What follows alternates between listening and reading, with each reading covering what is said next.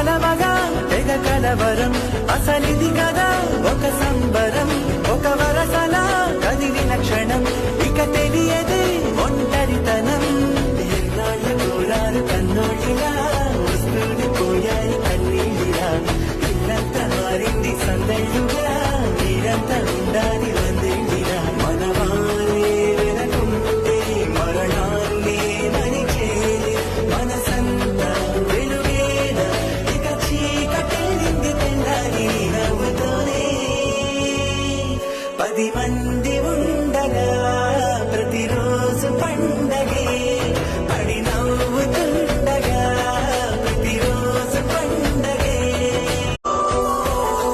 మేము కలవగా తెగ కలవరం అసలిది